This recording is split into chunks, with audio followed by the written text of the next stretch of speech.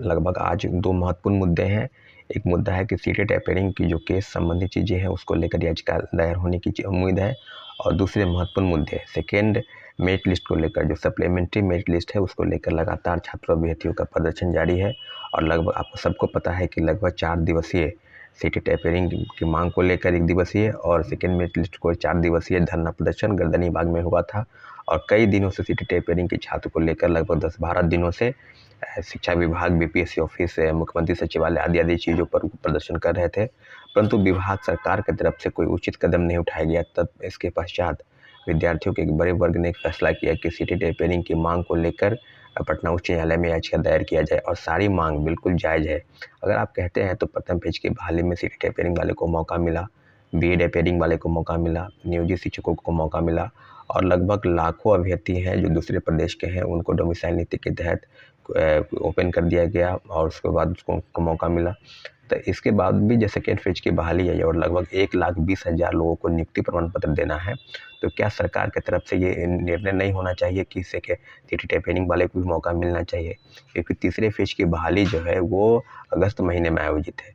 तो इसके बाद भी बहुत सारे मामले हैं जिसको लेकर लगातार गंभीरता पूर्वक सरकार को सोचना चाहिए।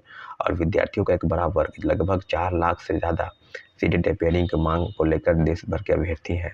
और बिहार में इतने बड़े पैमाने पर परीक्षाएं हो रही है, शिक्षक की बहाली हो रही है, तो सीटेट अपेयरिंग की मांग को लेकर उनकी मांग बिल्कुल जायज़ है। साथियों, क्या शिक्षक बहाली में क्या तीसरे फेज की बहाली अगर अगस्त महीने में है तो दूसरे फेज की सारी बहाली जो है प्रक्रियागत वो सब समाप्त हो जाएगी। तो सीटेट अपेयरिंग वाले को अगर मौका ही नहीं मिलेगा तो फिर वो कैसे परीक्षा में बैठेंगे? सारे मुद्दों को लेकर आज याचिका दायर होने की उम्मीद है और आपसे आग्रह करते हैं कि जितने भी अभ्यर्थी हैं सब इस मामले को बिल्कुल ध्यान से समझेंगे कि क्या अपेयरिंग वाले को मौका लेकर कोर्ट में जो दलील दी जाएगी क्या वो संबंधी चीज़ें नहीं है। जैसा कि सबको पता है कि 2016 के बाद बिहार में बीटेट नहीं हुई थी और माननीय उच्च न्यायालय ने भी बिहार सरकार को आदेश दिया था कि आपको प्रत्येक साल बीटेट करानी है और इसके लिए बिहार सरकार ने हामी भी भरी थी, परंतु 2016 के बाद बीटेट की परीक्षाएं नहीं हुई है।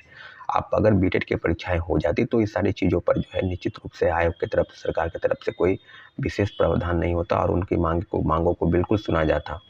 आने वाले समय में हम लोग अपनी बातों को लेकर निश्चित रूप से आज जो अपेयरिंग के मामले है उसके और सेकेंड मेरिट लिस्ट को लेकर उसके हज़ारों की संख्या में अभ्यर्थी जो है गर्दनीबाग धरना स्थल पर 11 बजे 12 बजे तक आ जाएंगे और सारे पुलिस वाले को हम लोग वहाँ बुलाए हैं। तो उम्मीद करते हैं कि जो सेकेंड मेरिट लिस्ट को लेकर जो बातें हैं वो बिल्कुल सरकार और आयोग के समक्ष अपने रखने का प्रयास करेंगे प्रेस के माध्यम से। क्या सेकेंड मेरिट लिस्ट में कितनी सीटें हैं? कई मामले आ रहे हैं कि लगभग 5,000 से ज़्यादा सीटें हैं। कई लोग बोल रहे हैं कि 20,000 सीटें हैं, 15,000 सीटें हैं, परंतु लगभग 17-18 जिलों से जो सूची आई है उसका जो आंकड़ा है वो अभी तक 5,000 ही था। परंतु अगर और जिलों से लगभग आधा से ज़्यादा जिले हैं जिनकी सूची अभी तक नहीं आई है और 21-22 तक जो है उम्मीद है, यानी आजकल तक उम्मीद है कि वो पूरी सूची जो है शिक्षा विभाग और बीपीएससी को मिल जाएगी। तो उसके बाद शिक्षा विभाग जो है ओवरऑल डाटा को बताने का प्रयास करेगी कि कितनी सीटें विभिन्न जिलों से जो है जिला शिक्षा पदाधिकारी के स्तर से आई है और सब मामले को लेकर एकजुटता होगी, तब अब सेकेंड मेरिट लिस्ट जो निकालने की बात है उसको लेकर निकालने की जो चीज़ें हैं वो सामने आएंगी। तो उम्मीद करते हैं कि 15,000 से 20,000 रिजल्ट जो है प्रथम फेज की बहाली में सेकेंड मेरिट लिस्ट यानी कि सप्लीमेंट्री मेरिट लिस्ट निकाली जाएगी और इसके लिए लगातार जो है सरकार और आयोग पर दबाव भी बनाया जा रहा है। तो आपसे आग्रह करते हैं कि जो चीज़ें हैं आज आप लोग भारी से भारी संख्या में गर्दनीबाग धरना स्थल पर आएँ और जो चीज़ें आपके माध्यम से सरकार और आयोग के समक्ष जाएगी उस चीज़ों पर हम लोग दबाव बनाने का प्रयास करेंगे साथियों। अब इसके बाद जो महत्वपूर्ण मुद्दा है कि क्या शिक्षक बहाली में फर्जीवाड़ा हुआ, कितनी सीटें नियोजित शिक्षकों को दी जाएगी, उसके लिए आज कैबिनेट की बैठक है।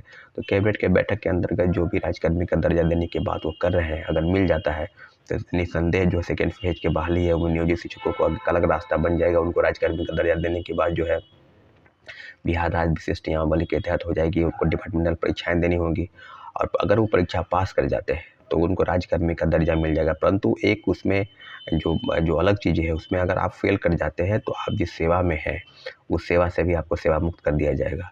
इन्हीं सब मांगों को लेकर लगातार विरोध प्रदर्शन हो रहा है और साथियों आपसे आग्रह करते हैं कि जो चीज़ें सेकेंड मेरिट लिस्ट हो या नियोजित शिक्षकों हो या प्रथम फेज की बहाली में बड़े पैमाने पर ऐसे अभ्यर्थियों की नियुक्ति की गई जिनके पास ना सीटेट की डिग्री थी ना बीएड की डिग्री थी और कई हजारों प्रमाण पत्र के आधार पर वो नियुक्ति पत्र पा लिए। अब सरकार की तरफ से जो कानूनी डंडा है वो चलाया जा रहा है और कहा जा रहा है कि आपके खिलाफ हम कानूनी कार्रवाई करेंगे।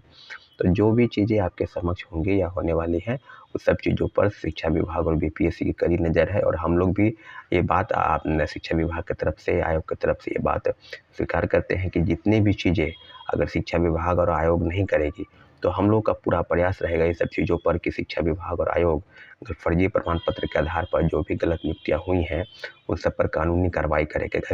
कई जिलों से सूचना है, मुजफ्फरपुर से सूचना आई है कि शिक्षकों का वेतन रुका जा रहा है, वहाँ पर 80 से ज़्यादा शिक्षकों की नियुक्ति हुई है।